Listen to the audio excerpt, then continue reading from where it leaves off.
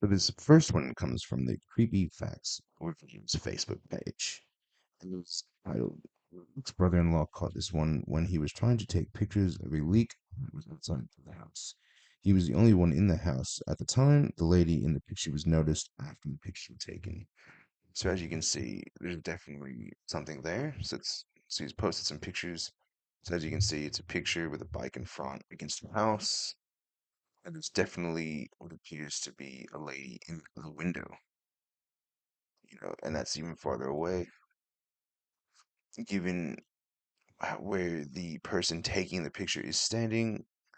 Definitely looks like it's hard to say that it's the person taking the picture because they said ex-brother-in-law, and that's clearly looks like a woman with maybe blonde or white hair, so maybe an older woman or a young girl with blonde hair, with long hair as well. It's definitely creepy and spooky. There's definitely something. Don't think it's don't think the person is in the house, given that the person said they were alone. But it's definitely creepy and spooky nonetheless. Let me know what you think in the comment section.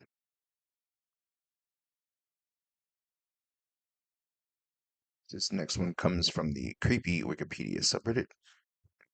Girls bravely tried to protest and escape from an orphanage due to rape and abuse, but were later caught and locked in a room without food, water, or toilets. The next day, a fire started in the room. The staff still refused to open the door and simply watched them burn. 41 girls died in this tragedy. So this is a 2017 Guatemala orphanage fire. So the orphanage fire occurred on the 8th of March 2017. The Virgin de la Asunción Safe Home in San Jose, Nula, Guatemala. I obviously didn't pronounce that, and I apologize for that. 41 girls aged between 14 and 17 years old were killed when a fire broke out at the orphanage. Girls had been locked in a schoolroom following protests, riots, and an escape attempt which occurred the day before. In the aftermath of the fire, three government officials, including the country's Secretary of Social Welfare, were arrested and charged with crimes such as wrongful death and negligence. So, a little bit of background on this one. So, it was a safe home in a state-run children's home located in San Jose, 25 kilometers away from Guatemala City. The institution was built in 2010 and accommodates abandoned or orphaned children, as well as children with disabilities, drug addictions, or who are pregnant. Some have been institutionalized by the state after being abused by family members, forced into prostitution, or being homeless. Although the home does not house criminals, it does take in minors with legal histories who have completed their sentences but have no relatives to take care of them. So, as you can see, it's something, a place where essentially unfortunately forgotten and homeless end up. It's not great. So apparently there was abuse in 2014. A contractor hired by the home was convicted of raping a mentally disabled 17-year-old girl. Two teachers have been arrested on charges of sexual assaults. The Guatemala's Human Rights Ombudsman's Office received 45 reports of abuse between 2012 and 2016. On the 2nd of November 2016, the PDH requested the Inter-American Commission on Human Rights to issue precautionary measures, citing evidence of mistreatment by staff and of human trafficking network, which recruited children from the home. So basically, all of that paints a picture of, unfortunately, kids being mistreated. In no way, shape, or form, when kids are looking for help, should they be mistreated. It's just disgusting. On March 7th, rioting broke out at the safe home, followed by a mass escape. The day began with protests against abuse, rape, and overcrowding. According to the Social Welfare Secretariat, the riot started at 2 p.m. when a group of adolescents climbed onto the roof and threatened guards and staff with metal objects.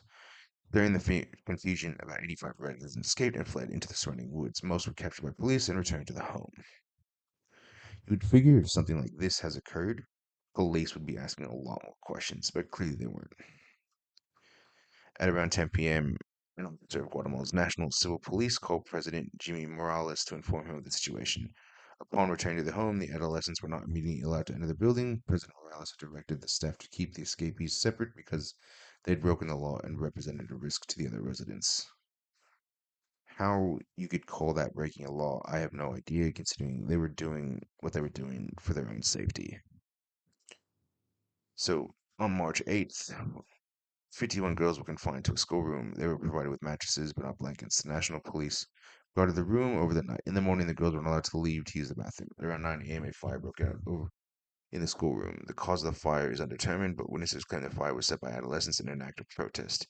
Two survivors recounted hearing girls shouting that they were going to sacrifice so that everyone would know that they were living there. Police who were guarding the room did not allow the girls to escape. 19 girls died on the scene. Victims were transferred to hospitals in Guatemala City and the Shrines Hospital for Children in Texas. In total, 41 girls were killed by the fire, all were between the ages of 14 and 17. Something essentially that could have been prevented, but wasn't, because it sounds like the police did not want to stop what was going on. Mm. So, in the aftermath, human rights activists condemned various officials, including President Morales, the Attorney General, and the Secretary of Social Welfare, for failing to address the complaints about abuse of all kinds of the orphanage. A spokesman for the president instead placed blame on the court system. Several members of the Congress of Guatemala called for the dismissal of Carlos Rhodes, the Secretary of Social Welfare. Meanwhile, the prosecutor began a criminal investigation of the events, collecting evidence including video from surveillance cameras at the home. On March 11th, hundreds of people protested in Guatemala City against the perceived negligence, corruption, and ineptitude of the Guatemalan government. Protesters walked through the streets of the city, reading the names and ages of girls who died. Chants included, "It was the state, and it wasn't an accident, it was an execution." On the same day as the protest, Rodas resigned as Secretary of Social Welfare. President Morales announced he would remove the line of command at the safe home, and the Deputy Secretary of Social Welfare and the Director of the home were both dismissed shortly after the fire. So on March 13th, Guatemalan authorities announced the arrest of former Secretary Carlos Rodas, former Deputy Secretary Nahi Keller, and former Director of the safe home Santos Torres. Criminal charges against them included wrongful death, mistreatment of minors, and negligence. In June, two police officers were also charged for crimes related to the fire. So it sounds like this was just one misstep after another. They, the officials weren't looking after the kids; they were looking after their own interests. Rather than finding out and trying to address the situation with the kids, they were trying to protect their own job. That's just unacceptable and disgusting. Things like these should not be allowed to occur, but they do, unfortunately. Let me know what you think of this one in the comment section. On to the next one. If you like this video, give it a like. If you like the channel, give it a subscribe. And if you want to stay notified for future videos, hit that bell.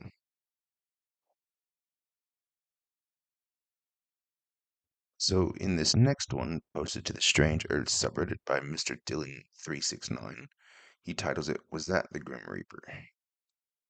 So in a video that was captured during a lightning storm, you can see a dark shadow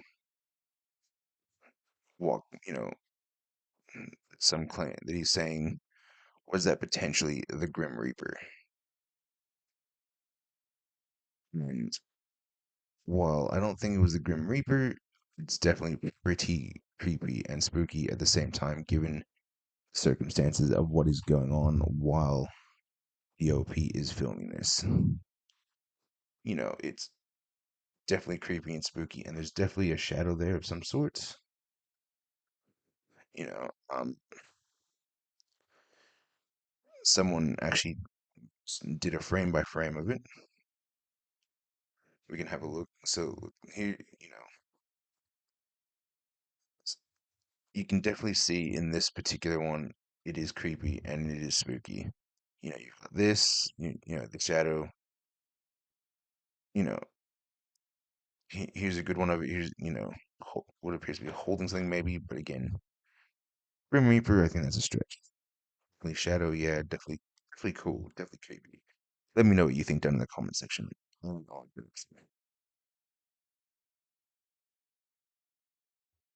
So this next one also posted to the Strange Earth subreddit.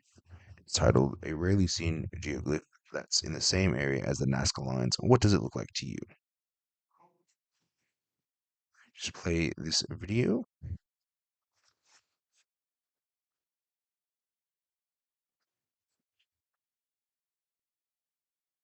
So as you can see, there's something coming into view here. Definitely is pretty cool. I am definitely a huge fan of, you know, things like the Nazca lines, and I think that's something that we need to preserve. So as you can see, we've basically completely zoomed out, and it's definitely, you know, pretty cool. I think personally, it looks maybe like octopus, maybe. And that's maybe some plankton or seaweed next to it. Um, while not spooky or paranormal, it's still pretty cool nonetheless, and gives us another glimpse into what people were thinking when things like the Nazca lines was being drawn. Let me know what you think it is or what your thoughts on this one are in the comment section, and on to the next one. So in this next one posted to the Paranormal Encounters subreddit, we have video here posted by cute underscore 8 underscore 958 is a spirit. So just play this quick video for you.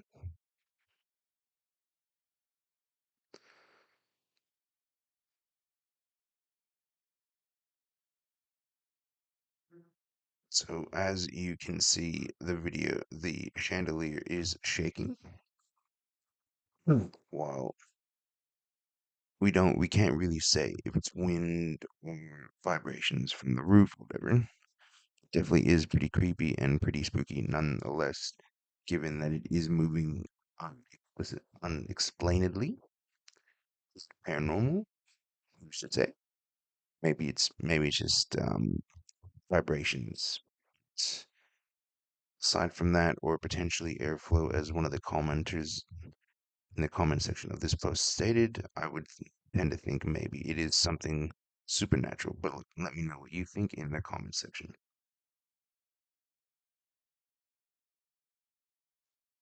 And this next one also posted to the Paranormal Encounters. It's called Light in Basement. And the OP writes, "Hey, this just happened. Everything in the basement is locked. It's an old building. A friend just brought house. Ignore the music. Was hearing while recording. WTF is this?" So we'll just mute the music since I listened to it and it's just rock music. We'll play the recording. So as you can see, it's pretty normal.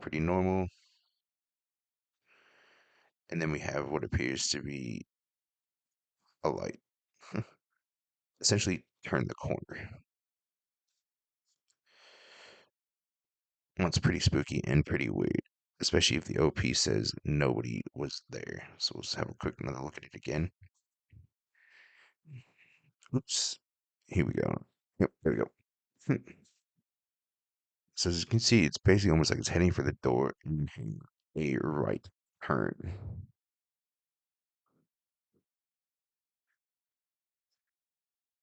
Sort of like it's going to go out the door and then goes back into what I'm assuming is maybe a closet or something. While it's definitely pretty creepy, there's been no other updates from the OP, so let me know what you think down in the comment section, and on to the next one. So in this last one, posted to the ghost hunting subreddit, the OP titles it Intelligent Responses with My Ghost Hunting Equipment. So last night I visited the Sheboygan County Asylum in Wisconsin for an overnight investigation, and let me tell you, that place is a hotspot for activity. We were sitting talking to a spirit for over an hour, and here's the best response we've received all night from it. In this video, you can see my REM pod sitting on the ground, a normal and basic flashlight sitting above it, turning on and off, and a cat ball right beside the flashlight. You have to see this to believe it. So the OP has posted a video, which we will now play. I can't feel some of my fingers. I don't want to step over there and spook them or anything. Yeah. Oh, I got blue bars. Can you make the red light on the ground go off? You just got to touch it. Oh, there you Oh my god! No way. So when that dies, that stuff goes off. So I guess they are walking away from it. Oh my god! Oh my god! Oh my god! Yeah, I got it. Oh my god! Holy shit! Oh my god! Okay, honest to God, I need you to add me on Facebook so you can send me I'm gonna. So as you can see from that video, there's definitely some interesting activity going on. Um, look, is it paranormal? I don't know. I really can't say, but it's definitely interesting and it's definitely cool. I mean, look, if we go back and have another look at it, you know, we can definitely, you know, see it starts out nothing, you know, the OP simply asks a question and then his equipment does go off. It is pretty cool to see it go off in that manner. What's causing it? I don't know. Could it be paranormal activity? Potentially. It's definitely a lot of energy in that room while it does go off, I think. It's pretty impressive that it does go off in that manner and it goes off quite vividly. You know, all of his equipment's definitely going off. The OP, someone asked the OP, did he get an EVP? And the OP stated, look, there was too much noise to get, a proper OP and a proper EVP, and it was contaminated. But look, it's definitely pretty cool what the OP in this one caught. Let me know what you think in the comment section. Until next time.